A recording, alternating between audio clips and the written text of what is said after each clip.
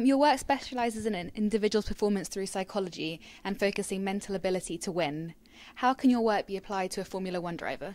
Well, Tamara, I'll answer that. I'll give you two answers for that. There's a psychological answer and then there's a scientific answer.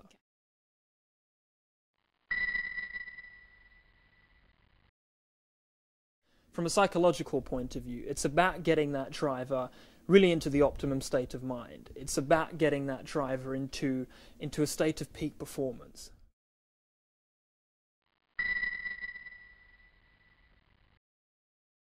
From a purely scientific angle, it's about getting that driver into the specific frequency within his brain that when he is in that frequency will deliver that optimum performance. And how would you get into that frequency within the driver's brain? That's within our technology. We've been researching for almost a decade now the brainwave patterns of top performers, of athletes when they're winning and when they're not winning. And we've found some interesting, our research has uncovered some interesting discoveries. When an athlete is winning, be it a Formula One driver, be it a tennis player, his frequency within his brain is that alpha state. Okay. So we work with the athlete at a very bespoke level, with the driver at a very bespoke level, on twofold, from the science and from the psychology.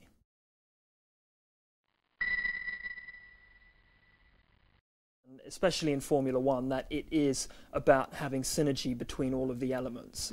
If one is, I'll give you an example, if the driver is in a peak condition and in the optimum mental state to perform, but the car is not there, there will be an incongruency, there'll be an imbalance. So it's really about finding the balance.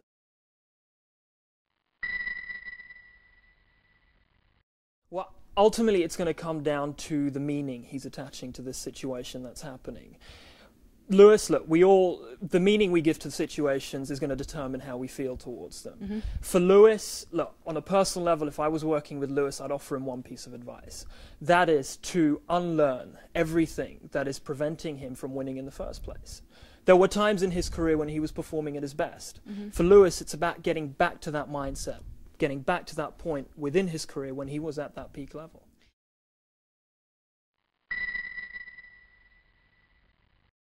Jenson has the magic thing on his side, and that magic thing is momentum. Yes, look, and we're talking about professionals here. We're talking about Formula One drivers who are at the peak of their career, and their ability is phenomenal. So in terms of affecting Lewis, again, it will come down to two things. For Jenson, it comes down to his ability, as I said before, to unlearn everything that's going to prevent his momentum from taking him forward and winning. For Lewis, it comes down to Lewis unlearning everything at the moment that's preventing him from winning. So I think it's going to be an interesting few days ahead. When an athlete is at that specific moment, what is not there is the expectation of winning. Okay. And the pressure that comes with that. So from Jenson's point of view, I think he's doing something right, and we know that. That very one thing from my perspective is he's getting back to basics, getting back to the simplicity of driving, as opposed to getting almost bogged down with the expectations that come with winning.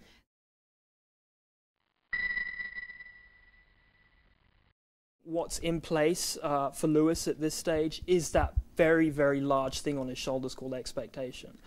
As I mentioned, it is ultimately up to Lewis to get back to that core state of why he was driving in the first place, focusing on the love of the game of driving, as opposed to all the negativity that's surrounding it at the moment.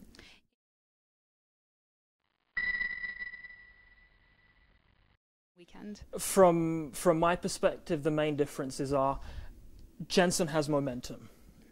Ultimately, we can project, but almost my diagnostic, so to speak, is Jenson has adopted this mindset of focusing purely on the process, focusing purely on what's working for him now. Whereas Lewis, yes, there are problems with the car, we know that, but for him, again, it is about focusing on that very one aspect of his game which he does very well, which he knows.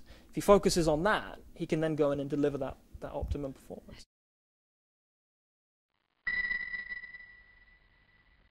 I spoke to Jenson yesterday and he said that he doesn't focus on statistics, and I was saying to him that he's won 7 out of 8 races, something he could beat Michael Schumacher's record, and he says that he doesn't focus on statistics. How true, in your opinion, do you think that is? I think it's purely true, from the simple reason is if you're focusing on the statistics, you're focusing on the outcome. Okay. Jenson's focusing on the process. Yeah. For him, that's the process that he takes on a day-to-day basis that propels him to victory. And his results, they speak for himself.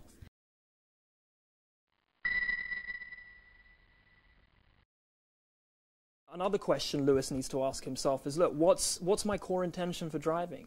What's my sole purpose for getting in the car? It's for the love of driving, as opposed to everything else surrounding that. Getting back to that focus will prevent all the negativity from coming in, all the stresses and all the tensions that come along with it.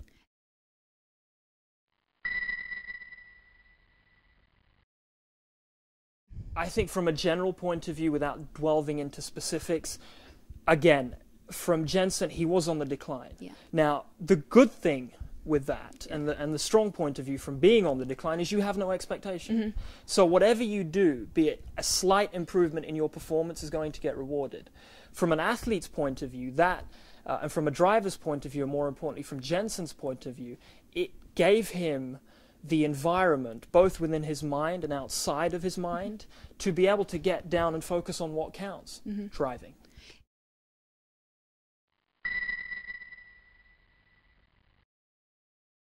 This year, Lewis Hamilton is having a disastrous season, which is proving to be a bit of a talking point. How do you think that this is affecting his performance as a driver? Ultimately, there's always going to be expectations. It's down to the driver.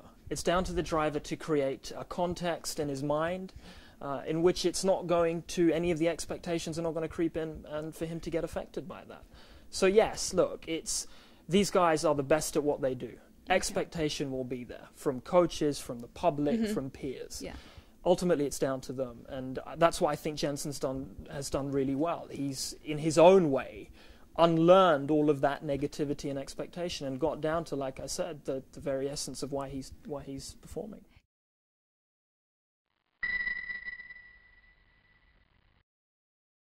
In your opinion, what would be the different mindsets of Lewis and Jenson at the moment, and how would this be affecting their performance? I don't think it's a matter of who's stronger. I think the interesting thing that's happened now is both of them are playing on a level playing field. From the simple point of view of that, Lewis is always going to have expectation. He is Lewis Hamilton, after all. Jenson, in his decline, there was no expectation. However, now, through victory after victory, he's created this expectation out of victory. So both of them are both playing with an expectation.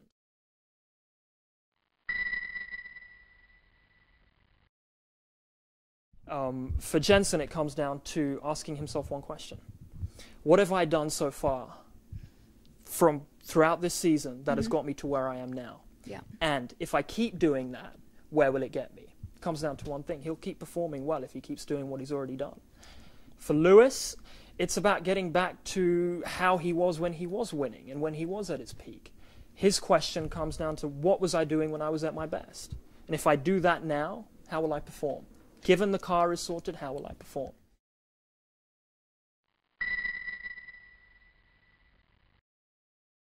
Jenson is he's looking good, okay? And Lewis, there are questions. For him, on using expectation, from a personal point of view, Jenson is focusing purely on the process, which is driving.